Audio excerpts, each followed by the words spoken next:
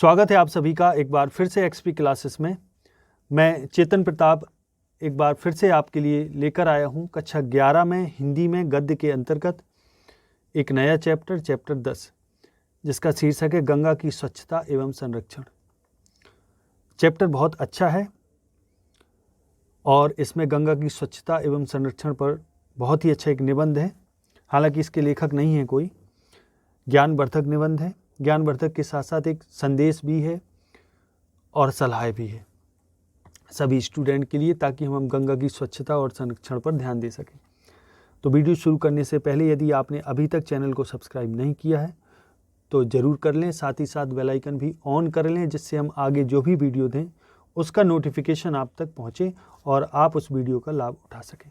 तो चलिए शुरू करते हैं। मैं चेतन प्रताप एक बार फिर से आप सभी का स्वागत करता हूँ एक्सपी क्लासेस में। चलिए शुरू करते हैं। गंगा की स्वच्छता एवं संरक्षण। संरक्षण माने होता है देखभाल करना। वस्तुतः मानव सभ्यता को फलीभूत होने का मुख्य आधार बिंदु प्राकृतिक संसाधन पर ही निर्भर है। यानी कोई भी मानव सभ्यता है वो तभी फलीभूत हो सकती है, माने खिल सकती है, विकसित हो सकती है, जब उसके प्राकृतिक संसाधन पर हम ध्यान दें। यानी फलीभूत होने का जो मुख्य आधार बिंदु है प्राकृतिक संसाधन, जैसे जल हो गया, पहाड़ हो गए, वन हो गए, है ना, ये सब प्राकृतिक संसाधन है और खनिज संपदा वगैरह, ये जब सुरक्षित रहें तो इन पर ही निर्भर है ना।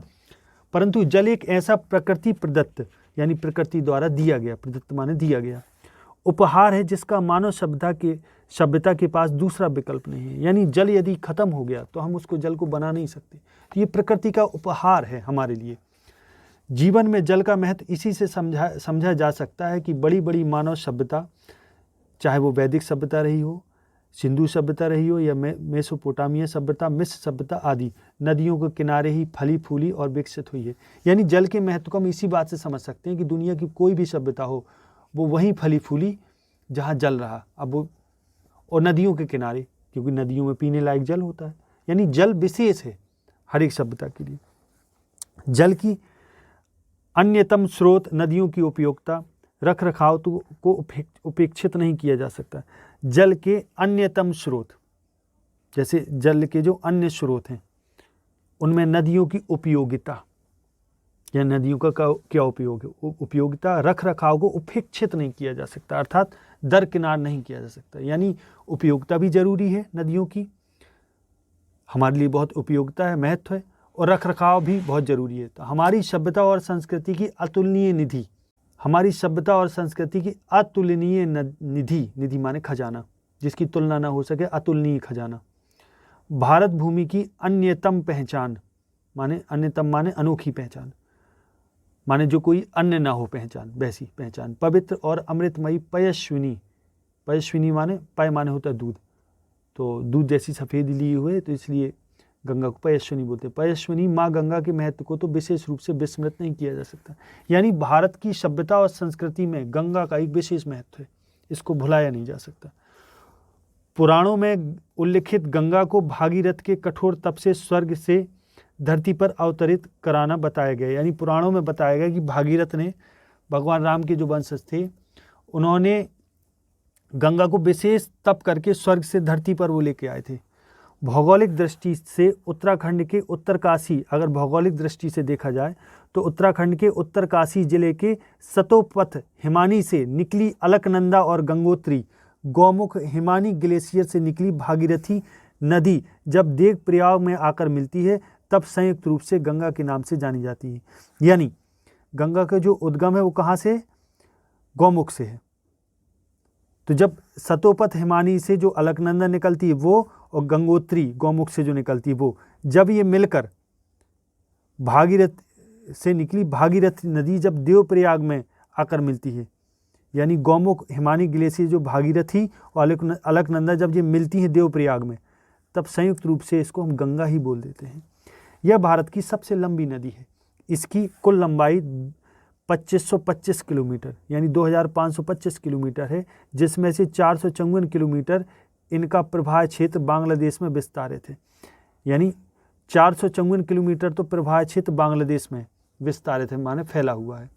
गंगा नदी का प्रवाह तंत्र अपनी प्रमुख प्रमुख सहायक नदी, यानी गंगा अपने प्रवाह में अन्य सहायक नदियों को भी जोड़ती है, यानी गंगा में अन्य नदियां भी जुड़ी हैं, जैसे यमुना, रामगंगा, घाघरा, गोमती, सोन आदि के साथ भारत के 5 राज्यों से होकर गंगा बहती है, जैसे उत्तराखंड से बहती है, उत्तर प्रदेश, बिहार, पश्चिम बंगाल, झारखंड होते हुए बांग्लादेश से बहती हुई बंगाल की खाड़ी में जाके गिरती है, यानी यहाँ से होती बंगाली खाड़ी में जाके समाहित होती है ना। उत्तराखंड राज्य में यह हरिद्वार जिले से मैदानी क्षेत्र में प्रवेश करती हुई बिजनौर जिले से उत्तर प्रदेश में प्रवेश करती है। अब उत्तराखंड राज्य में यह हरिद्वार जिले से मैदानी क्षेत्र में प्रवेश करती हुई, हरिद्वार से मैदानी जिले में प्रवेश करती हुई बिजनौर जिले से उत्तर प्रदेश में प्रवेश करती है। कहाँ प्रवेश करती है? उत्तर प्रदेश में, यानी उत्तराखंड से हरिद्वार से होती हुई, उसके मैदानी क्षेत्र से होती हुई बिजनौर जिले में उत्तर प्रदेश में प्रवेश करती है ना, बिजनौर जिले से। अपने प्रवाह क्षेत्र में सबसे अधिक भूभाग उत्तर प्रदेश का ही आबाद करती है, यानी अपने प्रवाह क्षेत्र में, समझे, अपने प्रवाह क्षेत्र में सबसे अधिक भूभाग उत्तर प्रदेश का ही आबाद करती है, यानी सबसे ज़्यादा अगर किसी को फ़ायदा है तो उत्तर प्रदेश को है गंगा से। उत्तर प्रदेश के 28 जिलों से होकर, जिसमें से प्रमुखता उत्तर प्रदेश के 28 जिलों से होकर गंगा बहती है, जिसमें मुख्य जो ज़िले हैं कन्नौज है, कानपुर है, इलाहाबाद जिसको अब प्रयागराज बोलते हैं, है ना। वाराणसी से बहती हुई भारतीय सभ्यता एवं संस्कृति को समृद्ध करने में अपना महत्वपूर्ण योगदान देती है। गंगा का महत्वपूर्ण योगदान है भारतीय सभ्यता और संस्कृति को समृद्ध करने में, यानी गंगा से हमारी सभ्यता और संस्कृति भी जुड़ी हुई है।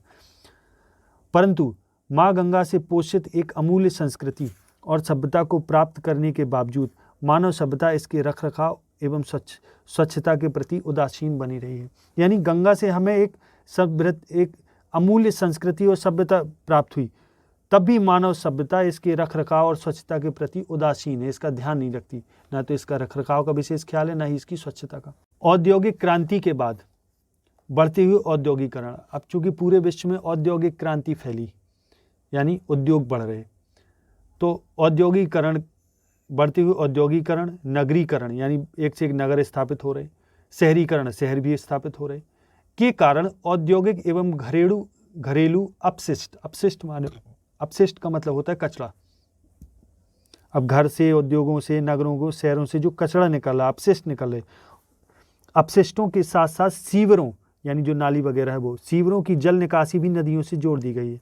यानी ये सबसे बड़ा नुकसान नदियों को ये हुआ कि जो शहर, नगर और उद्योगों से जो अपशिष्ट निकले, जो उनका कचरा निकला, शहरों का कचरा, उद्योगों का कचरा, नगरों का कचरा, शहर और, है ना, और सीवर साथ साथ नाली वगैरह, ये सब नदियों से ही इनकी निकासी जोड़ दी गई, माने इनके जल को उसी से जोड़ दिए गए, नदी नालों को। तो क्या हुआ उससे, जिससे माँ गंगा की अविरल धारा, माने निरंतर बहने वाली धारा दिन ब दिन, यानी दिनों दिन, प्रतिदिन प्रदूषित होती जा रही है ना। प्रतिदिन क्या हो रही है? प्रदूषित होती जा रही है। आगे देखें, संयुक्त राष्ट्र के आह्वान पर जल संरक्षण, पर्यावरण स्वच्छता एवं नदियों की सुरक्षा पर वैश्विक स्तर पर कई कार्यक्रम शुरू किए गए, जिससे प्रभावित होकर भारत सरकार ने भी नदियों के संरक्षण के लिए उत्कृष्ट कार्यक्रम प्रारंभ किया और विशेषकर गंगा नदी में प्राप्त प्रदूषण के उपशमन माने हटाना, जल गुणवत्ता में सुधार करने के उद्देश्य से 1985 ईस्वी में केंद्रीय गंगा प्राधिकरण और गंगा परियोजना निदेशालय का गठन किया, है ना।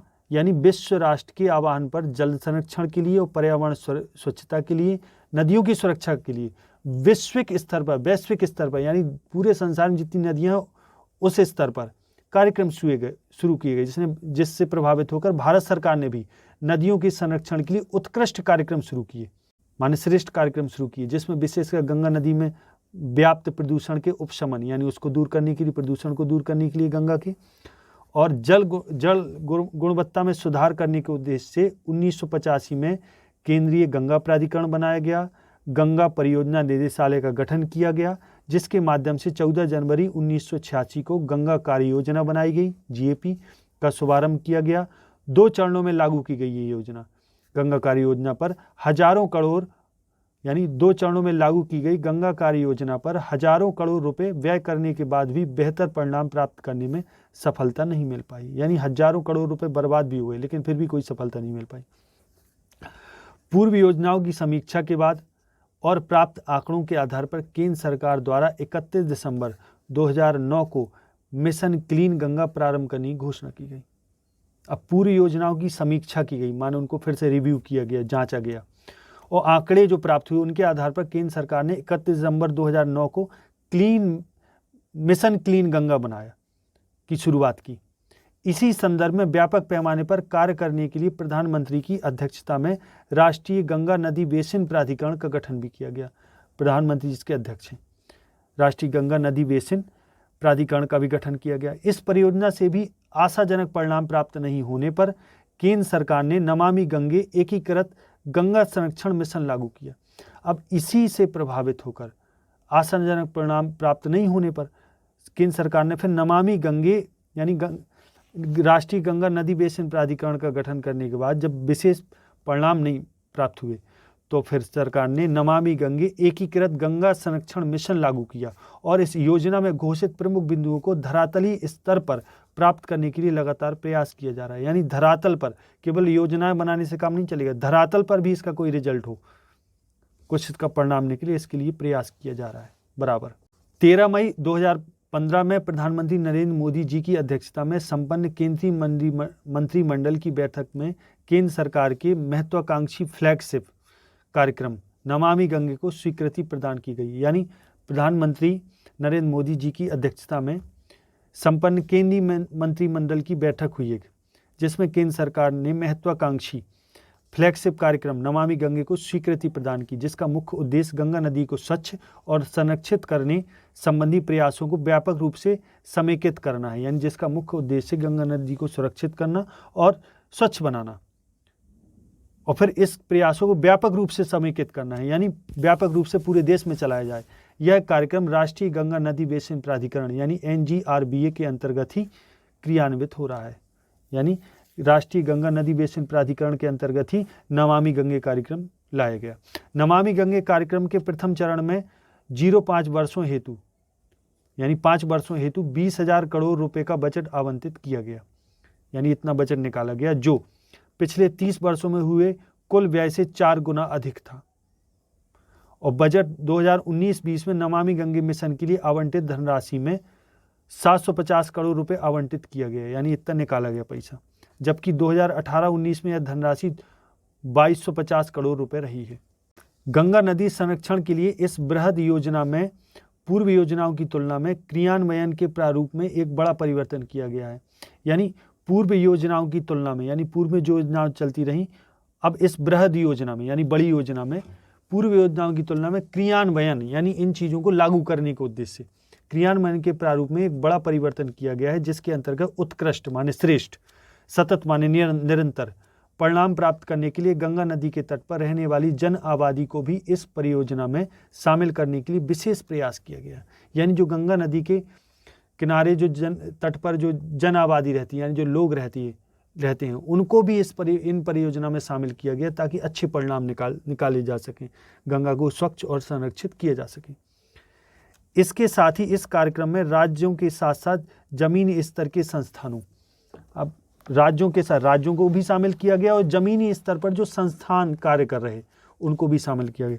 जमीनी स्तर के संस्थानों यथा माने जैसे शहरी स्थानीय निकाय और पंचायती राज्य संस्थानों को भी क्रियान्वित करने के स्तर पर शामिल किए जाने का प्रयास किया गया, जिससे स्वच्छ गंगा हेतु राष्ट्रीय मिशन यानी NMCG तथा अनुषंगी माने साथ चलने वाले राज्य संगठनों अर्थात राज्य कार्यक्रम प्रबंध समूह यानी SPMG द्वारा क्रियान्वित किया जाएगा।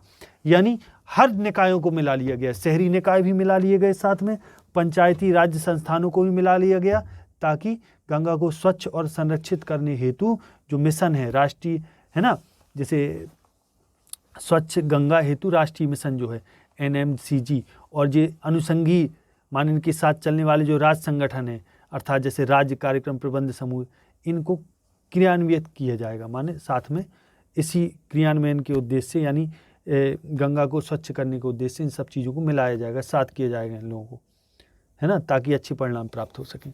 नमामि गंगे कार्यक्रम के क्रियान्वयन को बेहतर बनाने के लिए परियोजना पर्यवेक्षण हेतु माने जांच पड़ताल हेतु, इस परियोजना के पर्यवेक्षण माने जांच पड़ताल हेतु त्रिस्तरीय प्रणाली प्रस्तावित है। यानी नमामि गंगा के कार्यक्रम के क्रियान्वयन को और बेहतर बनाया जा सके, तो इसके लिए परियोजना पर्यवेक्षण हेतु 3 स्तरीय प्रणाली प्रस्तावित है, माने प्रोस्पेक्टेड है भविष्य के लिए।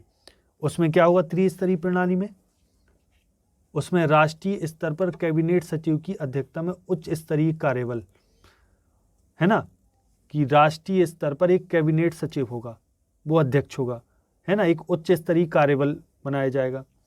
राज्य स्तर पर मुख्य सचिव की अध्यक्षता हो, केंद्रीय स्तर पर तो एक कैबिनेट का सचिव होगा जो अध्यक्ष होगा, है ना, उसकी देखरेख में एक संस्था काम करेगी, है ना, और राज्य स्तर पर मुख्य सचिव की अध्यक्षता में राज्य स्तरीय समिति, और जनपद स्तर पर जिला मजिस्ट्रेट की अध्यक्षता में जिला स्तरीय समिति का गठन किया जाना है, जिसकी सहायता राज्य कार्यक्रम प्रबंध समूह यानी SPMG के द्वारा की जाएगी। जिनकी सहायता कौन करेगा? राज्य कार्यक्रम प्रबंध समूह SPMG करेगा। केंद्र सरकार ने घोषित किया है कि त्रिस्तरीय कार्यप्रणाली का संपूर्ण वित्तीय प्रबंधन वह स्वयं करेगी। यानी ये 3 स्तर की जो परियोजना पर्यवेक्षण बन रहा है, इनका जो प्रबंधन होगा, वित्तीय प्रबंधन, यानी इनको धन की जो जरूरत होगी उसकी पूर्ति कौन करेगा? स्वयं केंद्र सरकार करेगी। जिससे कार्यक्रम की प्रगति त्वरित कार्यान्वयन, यानी तुरंत कोई काम करना है तो तुरंत काम होने लगे, है ना, उत्कृष्ट परिणाम को प्राप्त करने में गतिशीलता आ सके। पिछली गंगा कार्य योजनाओं के असफल परिणामों को संज्ञान में लेते हुए केंद्र सरकार द्वारा न्यूनतम 10 वर्षों की अवधि तक इस कार्यक्रम के परिचालन और परिसंपत्तियों के प्रबंधन की व्यवस्था स्वयं करने का निर्णय लिया गया है। समझे जरा। अब पिछली गंगा कार्य योजनाओं के असफल परिणामों को संज्ञान में लेते हुए माने ध्यान में लेते हुए केंद्र सरकार द्वारा न्यूनतम 10 वर्षों की अवधि तक कि कम से कम 10 वर्षों तक इस कार्यक्रम के परिचालन माने लगातार चलना और परिसंपत्तियों, इसमें जो संपत्ति हो शामिल, के प्रबंधन की व्यवस्था स्वयं करने का निर्णय लिया गया है। यानी केंद्र सरकार ने स्वयं सब चीज़ों को देखने का निर्णय लिया। इसके अतिरिक्त गंगा नदी के अति प्रदूषित स्थलों के लिए सार्वजनिक निजी भागीदारी यानी जो प्रदूषित स्थल हैं जहाँ ज़्यादा गंदगी है गंगा में, उधर जो सार्वजनिक निजी भागीदारी बढ़ाने के लिए जोर दिया गया, यानी वहाँ के लोग शामिल हो उसको स्वच्छ करने में, है ना, जिसको बोलेंगे PPP, सार्वजनिक निजी प्रणाली, है ना। विशेष प्रयोजन वाहन व्यवस्था को अपनाया जाना भी प्रस्तावित है। विशेष प्रयोजन वाहन व्यवस्था यानी गंगा की साफ सफाई के लिए अगर कोई वाहन की भी ज़रूरत है तो वो भी अपनाए जाने का यहाँ इन्होंने बता दिया। गंगा को प्रदूषित होने के अतिरिक्त बचाव के लिए केंद्र सरकार द्वारा प्रादेशिक सैन्य इकाई की तर्ज पर गंगा इको टास्क फोर्स की 4 बटालियन को भी स्थापित करने की योजना की है। यानी गंगा को प्रदूषित होने बचाने के लिए प्रादेशिक सैन्य इकाई, जैसे सेना का गठन नहीं होता प्रदेश स्तर पर, उसकी ही तर्ज पर गंगा इको टास्क फोर्स की 4 बटालियन को भी स्थापित करने की योजना है। और साथ ही प्रदूषण पर पूर्ण नियंत्रण और नदी के संरक्षण पर कानून बनाने के लिए भी अलग से विचार किया जा रहा है। इस पर कानून भी लाएंगे कि नदी प्रदूषण पर पूर्ण नियंत्रण हो सके और नदी का संरक्षण किया जा सके। केंद्र सरकार द्वारा की गई प्रशासनिक एवं वित्तीय प्रबंधन जैसे तथ्यों को देखते हुए कहा जा सकता है कि उसके द्वारा लागू की गई परियोजनाओं एवं एकीकृत संरक्षण के प्रयासों से माँ गंगा की पवित्र पावन अविरल जलधारा अपने विलुप्त हो रहे वास्तविक स्वरूप को प्राप्त करने में अवश्य सफल होगी। यानी सरकार जो प्रयास कर रही प्रशासनिक और वित्तीय प्रबंधन जैसे जो तथ्य को देखते हुए ये हम कह सकते हैं कि जो ये परियोजनाएं हैं और एकीकृत संरक्षण के जो प्रयास किए जा रहे है ना, इससे गंगा की पवित्र पावनता बनी रहेगी, अविरल जलधारा जो है वो बनी रहेगी, यानी निरंतर गंगा अविरल रूप से बहती रहेगी, उसकी धारा चलती रहेगी, विलुप्त होने से उसको बचाया जा सके। किंतु इसको सफल बनाने के लिए जन सहभागिता की भी अति आवश्यकता है। अब इसको सफल बनाने के लिए जन सहभागिता की भी अति आवश्यकता है। अब लोगों की सहभागिता भी जरूरी है, तभी गंगा को पूर्ण रूप से स्वच्छ और निर्मल बनाया जा सकता है। एक जिम्मेदार नागरिक होने के कारण हम सबका उत्तरदायित्व होता है कि अनुच्छेद 51 का में उल्लिखित मौलिक कर्तव्यों के अनुपालन में स्वयं भी माँ गंगा की स्वच्छता के प्रति सदैव सजग रहें। अब अनुच्छेद 51 का ये कहता है कि ये हम सबका कर्तव्य है, उत्तरदायित्व है कि मौलिक कर्तव्यों के अनुपालन में, कि हमारे जो मौलिक कर्तव्य हैं उनको पालते हुए हम स्वयं भी माँ गंगा की स्वच्छता के प्रति सदैव सजग रहें। जैसे कि मुख्य पर्वों पर गंगा मूर्ति विसर्जन, शव विसर्जन, पूजा सामग्री का विसर्जन, गंगा पर्यटन के समय खाद्य एवं अपशिष्ट, अब गंगा में पर्यटन, गंगा में यानी मूर्ति विसर्जन करना, शव विसर्जन करना, यानी शव वगैरह डाल देते ना गंगा में, वो पूजा सामग्री का विसर्जन, गंगा पर्यटन के समय खाद्य एवं अपशिष्ट पदार्थ, जो भोजन सामग्री वगैरह अपशिष्ट पदार्थ, बचे हुई चीज़ें, पॉलीथीन आदि को फेंकना, घरेलू एवं औद्योगिक अपशिष्टों को, घरेलू और औद्योगिक अपशिष्ट माने कचरा को गंगा नदी में फेंकना, जैसे इत्यादि ऐसे कार्य हैं जिस पर हम स्वयं ही नियंत्रण करके माँ गंगा को स्वच्छता जैसे महान कार्य में अपना माँ गंगा की स्वच्छता जैसे महान कार्य में अपना सहयोग प्रदान कर सकते हैं। यानी ये चीज़ें हम स्वयं कंट्रोल कर सकते हैं, इसमें गवर्नमेंट की भागीदारी होना जरूरी नहीं है, क्योंकि ये तो हमारी द्वारा की जाती है, तो ये प्रत्येक व्यक्ति का कर्तव्य है ना, कि हम उसका अनुच्छेद 51 का के अंतर्गत कि हम उसका गंगा को स्वच्छ करने में योगदान दें, है ना। तो इसी के साथ ये वीडियो यहीं पूरा होता है। आशा है ये वीडियो आपको पसंद आया होगा। यदि आया है तो वीडियो को लाइक और शेयर करना ना भूलें। आगे अगले वीडियो मिलते हैं, तब तक के लिए नमस्कार। जय हिंद, जय भारत।